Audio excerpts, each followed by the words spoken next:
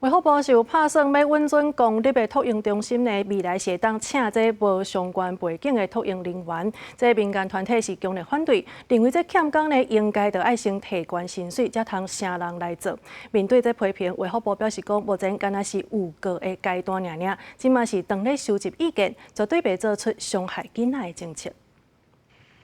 父母家囡仔送去托婴中心受到不当对待的新闻不时拢有。在今年2月，高雄传出2名托婴人员，加3个月大的红婴仔强灌乳啉，佮家扇喙皮。伫3月份，佮传出台中有托婴员刁工家囡仔的脚扭掉咧，互伊直接倒向兄后哭，直接弄着涂骹。 囡仔伫托婴中心敢有受到好好的对待，真侪父母拢真关心。传出卫福部预告离校福利机构设置标准的草案，打算稳准公立托婴中心会当用无相关背景、无证照人员解决欠工的问题，这引起家长团体不满，大声批评。照顾年纪小的婴幼儿，托育安全特别不能够被妥协，让没有接受过专业训练的人进入照顾现场。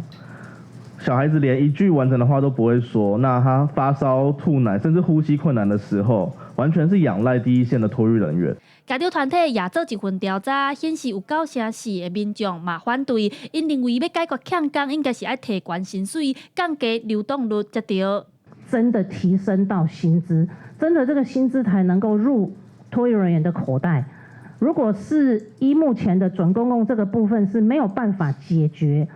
留住人才的部分，我们现在所定出去的这个草案的条文，让大家有一些误解，好，以为我们其实是对于进来的人是没有这个资格的限制。我想造成大家误解，应该是我们文字上的处理没有处理好。从卫福部的立场，维护0到2岁的儿童在托婴中心的照顾品质，是我们放在第一位。 对此，卫福部是回应目前草案搁伫预告的阶段，因会收集各界意见，会参考民团的建议，来解决托育现场欠工问题，一定会将保护囡仔安全放伫第一。记者陈亚轩、林旭凯台北报道。